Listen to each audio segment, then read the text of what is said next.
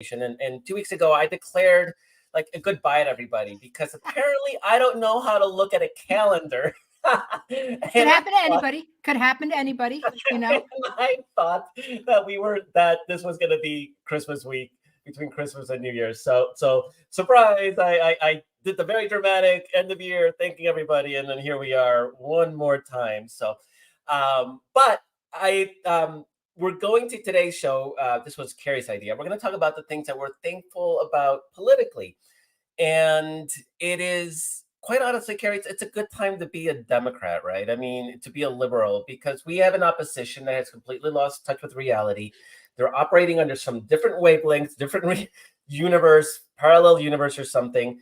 And so next year's going to be tough. Nobody's pretending otherwise, but they are doing everything in their power to make it easier for Democrats to win. So that's today's theme of the show. Carrie, this was your wonderful idea. I loved it. We said, let's run with it. So I'm going to let you start. Well, just to be clear, there wasn't a whole lot of forethought here. It was more like I keep thinking this to myself. So why not just go ahead and like do a show about it? And then, like I come in late 3 minutes before we're about to sign on, and I'm like, Marcos, what do you think of this? So anyway, that's how a little bit of how the sausage was made behind the scenes. That's right. It's very. You're supposed to think that we spent time preparing. It's a very painstaking process between the two of us, and we work on the script and get it just right. No, I mean, fortunately, we barely need a script, because I was just thinking, like, in terms of, I was thinking about how thankful I am if we're going to be in this very, if we're going to face an existential threat to our democracy, right? And we are, right? That is true for next year. But at least we have Republicans here to help. I mean, they are, Trump is literally plucking, out phrases and words from Adolf Hitler's Mein Kampf and repeating them, and not just doing it in the right way, in the right wing outlets, and that type of thing, but then also starting to say them at rallies. And I guarantee you, like, the reporting, this is off script, right? This is not part of the Trump campaigns, the operatives, the people who are running the Trump campaign, who are actually fairly competent, that he's going off the prompter when he's doing this stuff. Okay. So there's Trump, and then there's House Republicans who are like, we have an idea. Let's go ahead and impeach Joe Biden, because all of our like MAGA faithful are desperate for it to happen, and it's going to play great in the general election, which is just, I mean, this is just like them being hermetically sealed from reality, especially when they start out admitting that they're going to push forward on this impeachment, but they have no evidence. They're literally saying, well, we have no evidence yet, but we're going to go find it. So that's why we need to do the impeachment. But there's no evidence. I mean, are they even saying we're going to go find it? Because every time they're asked about it, they're just regurgitating stuff that has been debunked, and because I don't think they care to find anything at this point. No, I mean, I don't know what, I mean, they have like pulled out all the stops for a year now, basically the better part of a year, and found nothing. I mean, literally. In fact, Carrie, I would argue that it's actually remarkable that we have somebody in Joe Biden who's been in public service for what, 40, 50 years, and they can't find a single thing. He's squeaky clean. What kind of politician is that squeaky clean? Even the stuff that they're trying to talk about, the fabricated idea that like he somehow was getting reimbursed, like he was somehow getting paid by his son, which turned out to be reimbursements for a truck. Even those payments happened while he wasn't vice president and he wasn't president. I mean, it was like $3,000 too. And it was like $3,000. It was like $3,000 to $4,000. Even if those payments were for something, he was a private citizen. I mean, this is like, so they're so bad at this. And the polling already shows that like no one cares, or no one cares politically in terms of the political future of Joe Biden, that he has a son that obviously, like, has had a rough go of it and hasn't made some of the best decisions. Yeah, nobody's defending Hunter. Like literally nobody, No except one's defending Hunter. Dad. And Yeah, he's doing except so from a Dad. position of compassion, not in trying to justify those actions, but in saying he's had troubles, he's had challenges, and I love him because he's my son. And only And Republicans are repugnant enough to try to make that into something bad. I think voters are like, this is a nothing burger in terms of whether or not I vote for him, right? Everybody has a member of their family where things aren't going exactly right for them. Everybody understands that. It doesn't mean that they're not competent and functional and they can't do their jobs, whatever. So, whatever doubts some voters have about Joe Biden, they have nothing to do with Hunter Biden. But what this is a perfect base energizer, right? Democrats who are largely like feeling a little disengaged at the moment about Joe Biden's reelect, they're going to be pissed off by this. Okay, so go ahead. Sorry. No, I was going to say, and you actually did it. So I interpreted exactly the wrong moment. I was going to say the theme of the show, things we're thankful for. Why are we thankful that Republicans are fixated on this Biden impeachment? Yeah. Well, exactly. No, you're exactly right. And I was just, like you were That's like, why I interrupted at the wrong moment. but you were one step ahead of trying to get me to connect the dots. And I was getting there, but in my roundabout way, which sometimes my wife is like, what are you trying to tell me? Like I get lost in the details of something and she's like, I'm sorry, what? Okay, can you just cut to the chase here? And she's a therapist. I mean, she's not like a cut to the chase person. They start all their meetings with what? Well, this isn't exactly true, but it's close. What color are you feeling today? And I'm like, magenta. I'm feeling magenta. No, I'm just kidding. So anyway, but the point is that Republicans are just making how inept they are, how corrupt they are, how politically motivated they are, how little they care for the American people. The American people already, based on polling, and I don't think I'm going to be able to pull this one out of the hat right now, but there's a large swath of American people who do not think Republicans are doing anything to help them. They are finding no evidence that congressional Republicans are working for the good of the people. And the thing is, it's great because it plays on a bias that people already have, which is that Democrats are more concerned with regular people, everyday people. That's a bias. That's a bias that voters already have. So Republicans are just amping it up and giving Democrats tons of fodder. Like what the one I saw recently in one poll, one of the few things that people could name that Republicans had managed to do with their majority was keep the government lights on, because that is actually a question. Like Democrats, it's not a question when Democrats are in charge. Democrats are going to be able to keep the lights on. People actually expect more than that. But for Republicans, that's all they can name. And you know what? It's kind of a pleasant surprise that they haven't shut down the government when they're in the majority, because that is like what they do. That's what they're famous for. So Walter's our producer. He says that Republicans love talking about the opioid problem. Guess how parents and children feel towards those family members with addiction issues. So Biden comes across as a compassionate person towards somebody in the family dealing with some real difficult issues. And I'll answer that. I'll take my turn answering that question. Why am I thankful that Republicans are so fixated on the Hunter Biden impeachment? One, they're not doing more damage. They're not passing horrible legislation, targeting trans kids and immigrants and all the punching down that they do with society's most vulnerable people. So I'm glad that at least they're punching something that has no real consequence. And remember, they're so ridiculous that when Hunter Biden was indicted by the special counsel that's looking into the case, they complained about that. They thought that was part of the cover-up. I'm not sure what that logic looks like.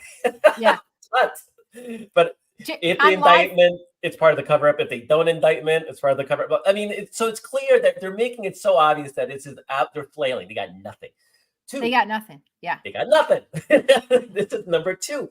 If they had something of substance, they would be hammering that thing of substance. And they have nothing. They can't hit them on the economy, really, because we have probably the best economy in forever. And now you got stories coming out finally saying that everybody expected a recession, or at least or worse, a depression after the COVID and the high inflation. And instead, we've had the soft landing that nobody thought was possible. Now, we can argue how much of that is Biden, really, how much of it is who cares? Because people are going to blame or credit Biden, right? That's just the simplistic way that people analyze this sort of thing. So they got nothing. They really got nothing on the economy. They're going to harp on inflation, of course, but it just doesn't have that emotional resonance that it used to have. They got nothing substantive. There's no corruption. There's nobody getting indicted. How many people were indicted in the Trump administration? Or got hounded out in scandal, like half of them. Not a single one in the Obama administration or the Biden administration. We run clean governments. And lastly, they are really fixated on something that, as you noted, has zero salience to average Americans. They don't care. They don't get it. If they really start thinking about it, they think, oh, it's just dad was compassionate towards his troubled son. I don't know if there's a family in the country that doesn't have a troubled individual. So this is actually very relatable kind of stuff, and it clearly it hasn't impacted the poll numbers, right? So they're trying to build a sort of Hillary Clinton guilt by association. We're not going to actually give people real facts because none exist. What we're going to do is we're going to create this feeling that there's something, they're all corrupt, Republicans are corrupt. And Trump is going to try to deflect his real corruption by insinuating that both sides do it. Everybody's corrupt, so don't make a decision based on corruption. Like that's the game plan. I just don't see any evidence that it's working. And even them on their own, like Lindsey Graham in the Senate can't pretend. Like there's so many Republicans, key Republicans, that can't even play along. It's so stupid. And Republicans are at their most effective when they're unified. Oops, not my microphone. When they're unified in voice, what's not the politicians, their leaders, their surrogates, their media. Everybody's just hammering, Hillary's emails. What about them? Nothing. Hillary's emails. We're just going to say Hillary's emails over and over and over again. And right here, there's this Hunter Biden. Okay, Hunter Biden's not Joe Biden. And then you got Republicans going like, there's nothing there. And even Republicans in the House who voted for this impeachment inquiry, not impeachment inquiry, even they're like, I don't see anything there. But we're going to vote anyway just because party loyalty, I guess. So that's why I'm thankful, because they don't have a real issue to run on. And the one that they landed on really doesn't have a lot of salience. And I suspect it doesn't even have a lot of salience with their own base. It's not rallying their base. And will it rally Democrats? You think it will? Remains to be seen. There's so many things that are going to rally them, like abortion and democracy. But I think it adds to that sense of these people aren't serious legislators. They're not really here for the country. They're fixated on stupid things that aren't relevant to anybody. And why don't maybe we elect people that have America's best interest at heart? And let's give that a shot. And I think that argument sort of ties into the democracy argument. So it sort of feeds off of that. And yeah, I'm thankful that they have nothing better than that in the House. Yeah. And they won't. Nothing's going to change next year. Let me make a couple points on what you've just been saying. One thing is that I know that the Joe Biden's numbers on the economy, the polling numbers are still not great. And I listened to a bunch of people who have actually run campaigns, and one of them being Joe Trippi, and he talks a lot about how it takes at least 3, 4, sometimes even 5 months for people to start to feel what's happening. So the numbers are amazing. The job creation is amazing. Wages going up faster than inflation. It is amazing. The inflation coming down, not prices actually reverting to what they were before, because that would be unnatural, right? They're not going to ever go down to where they were. That's an unrealistic Deflation's not a expectation. thing generally that we want either. Right, It has exactly. its own. We just want Yeah. inflation to stop accelerating at the rate that it was, right? So, which was it was at a fast clip. These numbers, I think, are, and you're starting to see it in some of the people, like the University of Michigan does a consumer, I don't know. They test consumer feelings about the economy and whatever. It's starting to look brighter, right? Reports like that, analysis like that is starting to look brighter. And I think you're going to start to see, hopefully, just in time for people to really start tuning into, oh my God, we're going to have probably after, March and the Super Tuesday happens, it's going to be likely clear that even if someone's giving, Trump a little bit of a hard time or a little bit of a run for his money, he's probably going to be the nominee, and people are going to start thinking about the economy and all that stuff. So, and Trump, and, so like once it gets clear, I think this is a contrast that Democrats can really make, and voters will start to feel better about the economy. They'll start to feel it at home. So, Carrie, it sounds like you're thankful for the economy. I'm thankful for the economy and that it's improving for sure. And, I hope that the trajectory looks solid and looks like it will continue. But another thing I wanted to say is one of the reasons that I'm thankful that Donald Trump is like literally quoting Adolf Hitler. Not that I think that this is a good thing, okay? But just that Republicans existing are not a good thing. So yeah, we can Republicans existing right now, it's not good, right? So I don't think that that's good in and of itself. But what is good is that he's revealing what he really wants and really intends to do, the type of leader that he really wants to be if he gets another shot at the Oval Office. So I'm thankful that he's being overt about what his intentions are, because this is giving the Biden campaign, and will continue to give them the chance to point out to people that, the parallels, the literal like quotes that he's lifting from books like Mein Kampf and other fascist leaders. And what we know is that democracy being on the ballot is very important for Democrats. Okay. So I just looked up the numbers today, and in 2022, there were nearly equal numbers of equal percentages of Republicans and Democrats. Democrats were only slightly more worried about a threat to democracy than Republicans were in 2022, but Democrats were more motivated by it, and people who voted for Democrats were more motivated by it. So 6 in 10 people who identified democracy being under threat voted for congressional Democrats, while only 4 in 10 people who were motivated by democracy being under threat voted for congressional Republicans. So we'll take that disadvantage. Yeah, and those numbers are quite amazing, because remember, Donald Trump was not on the ballot.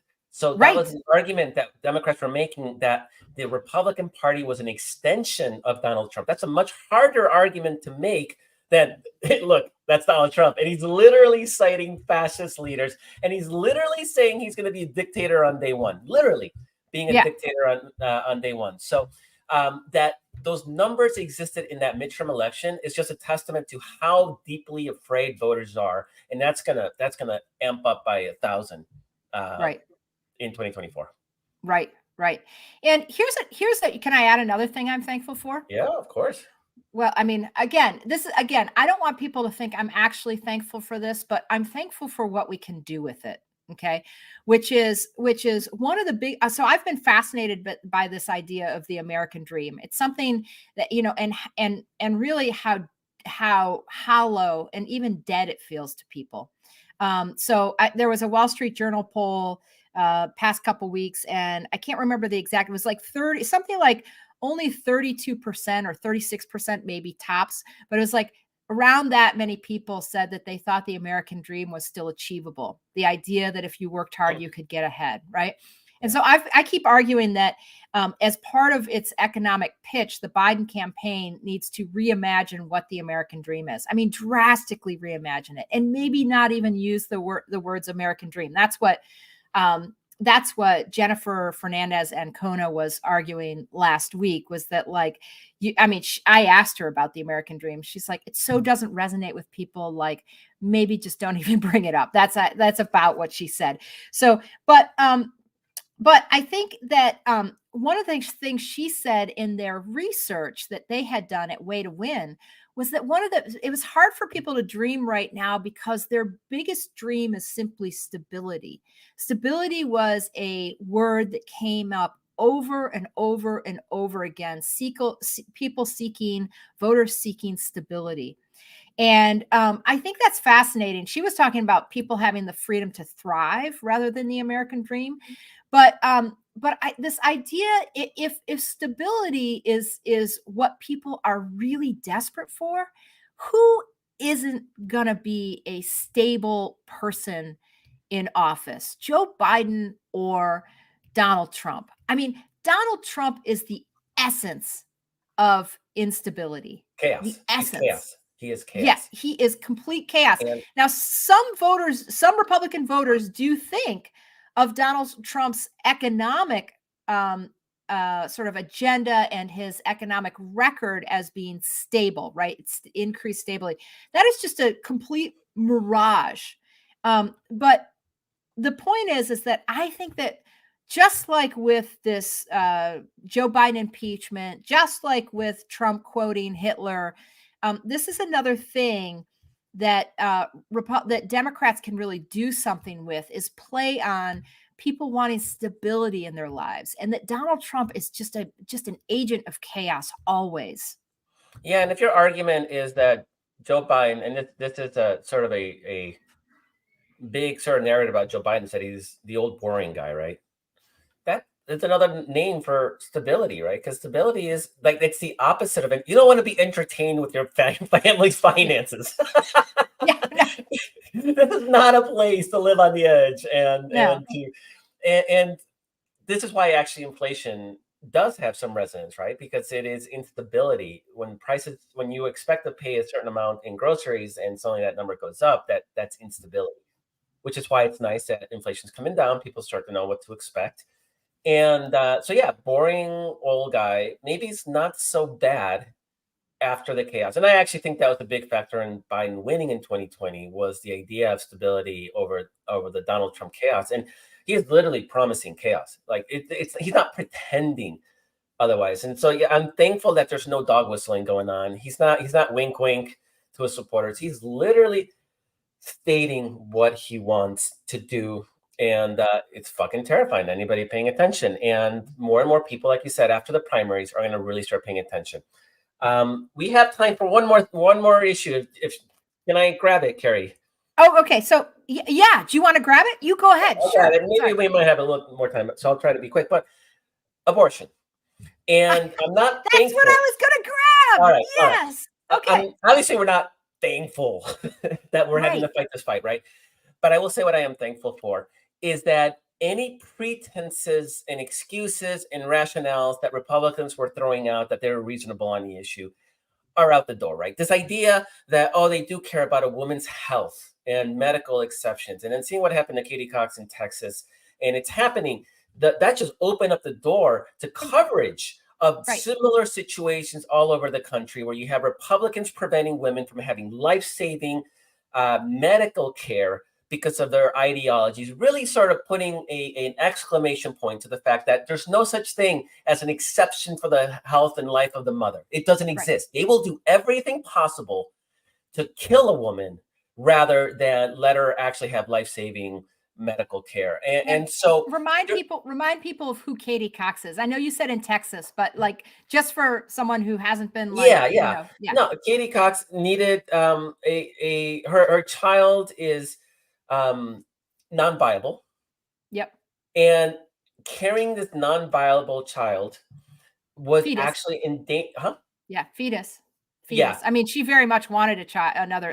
She wanted desperately. Right. But carrying this non-viable fetus actually put her health at risk. The doctor said her health was at risk. A judge agreed that her health was at risk, and Republicans, led by the Attorney General Ken Paxton, who's corrupt and disgusting and horrible, fought it all the way to the Texas Supreme Court, where a panel of Republican conservative judges, I think it's an 8-0 or 9-0 Supreme Court Republican conservative, they basically said they knew better than the doctors. And then she had to go out of state to get her life-saving medication treatment. Not everybody can leave the state. And beyond that, this idea that they, the politicians and conservative judges, know more than doctors has long been an argument against any of these restrictions. And we've long said that Republicans aren't being honest when they're talking about exceptions. They don't want any exceptions. They are absolute extremists. And if you actually truly do believe that abortion is murder, how can you have exceptions, right? We're not saying don't murder a teenager, but there's exceptions. Right. Maybe like he's 14, you can murder him. You don't put exceptions on murder. So their argument is out the window. They're not pretending. They cannot pretend. So I am thankful that they're not carrying on this lie and that people are believing that Republicans can be reasonable. Because then you have people like Nikki Haley saying things like, we need to find consensus. There's no consensus with people who think this is murder and are doing everything in their power to make sure women like Katie Cox can't get life-saving medical care. And we're seeing examples of this all over the country right now, right? The floodgates are opening in this coverage. And so the issue, I think, is going to have increasing salience. In Texas, it's going to be quite relevant because we have a potentially competitive Senate race. Ted Cruz is a piece of crap. Nobody likes him. And this is a sort of issue that may actually galvanize Texans to turn out and vote and finally boot him out. We don't have a lot of pickup opportunities in the Senate, and this may actually do it. And for people who are like, no way, never happened in Texas. Remember that Beto, he came, Beto O'Rourke came 2 points within 2 points of knocking out Ted Cruz. 6 years partly ago. as a test. What? 6 years ago, yeah. 6 years ago. Partly as a testament to like how wildly unpopular Ted Cruz is. No one likes him. You know, his state's like in the freezer basically, and he's like, yeah, I got the wife and the kids, and we headed to Mexico. You know what I mean? Like he just is that type of leader. He's still smarmy. But anyway, so I just want to piggyback off your point real quick, and say that Tom Bonnier, who is a sort of a data guru, he's currently CEO of something called the Terra Group, which I'm not familiar with, but most people know him as being with Target Smart, right? Which is he's a Democratic strategist and data analyst. And he just last week was digging through the Ohio returns. They had real actual voting returns from real actual voters that they could sift through. Those finally became available. And he literally tweeted out, in case anyone needs more evidence that abortion rights is the most mobilizing force in politics, turnout in Ohio's election this year. Remember, abortion was on the ballot. They were wanting to put an amendment.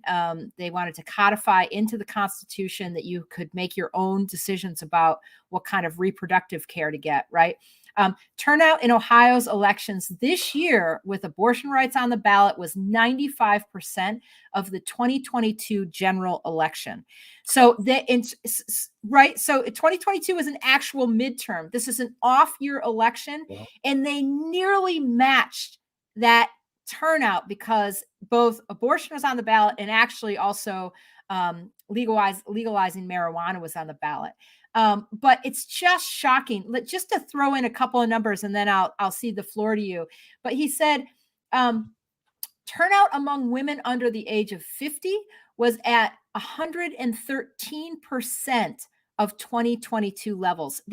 Turnout of women under 50 exceeded how much they accounted for in terms of the electorate in 2022. And let's see, among the overall electorate, women exceeded men by 6 points, while in 2022, women only exceeded men by 3 points. So the other thing is that voters under 35 increased their share of the electorate by just over 1 point. And Bonnier points out that even though it doesn't sound like a big number, odd year electorates typically skew much older than those held in even years. So the idea that the voters under 30 increased at all is like unheard of. Yeah. So young women, young voters, women in general, like he is calling it basically abortion the best mobilizing force you can ask, organizing force you can ask for. Yeah, and while people are sort of obsessed with polls, the fact is we actually have real election results, and Bonier's been really all over those election results. And for example, he found that the electorate this year in 2020, both 2022 and 2023 are still more Republican than the electorate will be next year. So there is still a historical overperformance among Republican groups in off-year elections than there are in presidential year elections. That's coming next year. So as good as Democrats have been doing, I'm thankful that demographically we will be looking even better next year. Doesn't mean it's in the bag. People need to understand we're going to have to fight and never take Trump and his people for granted, right? We ain't making that mistake again. 2016 cannot happen again. But it means that we have certain advantages. They can't shut up. They're honest about their agenda. That agenda is incredibly, incredibly unpopular. And the stuff that they're using against Joe Biden and Democrats is absolute nonsense with zero salience, zero resonance with the public. So I am thankful for all of that. Carrie, I'm thankful for you. And I'm thankful for Walter. And I'm thankful for everybody's fighting this fight because, guys, it's existential. It always is. It's exhausting sometimes, but they don't rest. They do not stop, and we cannot either until we drive that metaphorical stake through the heart of MAGA. And we can do that this November. So this is going to be an incredibly important year for us. So happy, so proud, so excited to have all of you by our side, fighting this good fight. Enjoy the holidays, rest up, drink, be merry, enjoy your family. And then just prepare because next year is going to be a fight. But Carrie, I think we're going to have fun fighting it too. Oh yeah, yeah. I mean, there's fun. Like, look, you know what? It always feels good to be on the morally right side of any issue, right? It like I get up in the morning every morning and look myself in the mirror and think I'm a decent human being. And you know what? I say what I stand for. And I don't care whether that's, whether MAGA folks like that or don't like that or whatever. But like being on the morally righteous side of the arc of the moral universe, as Martin Luther King Jr. once said, and Dr. Martin Luther King Jr. And then Barack Obama helped sort of resurrect that quote a little bit. But is always a good place to be. It's always, always a good place to be. And so I'd much rather be us than them, not just because of all of the things we just talked about that I really feel like are on our side next year, but because I like to look at myself in the mirror every morning and like what I see back. So you guys join in feeling good about that. I also want to wish you happy holidays. And Marcos, you want a final thought? Yeah, happy New Year's. Rest up, get ready. We're going to have a good one next year. So thanks. Love you all. Catch you all on the flip side. Bye-bye.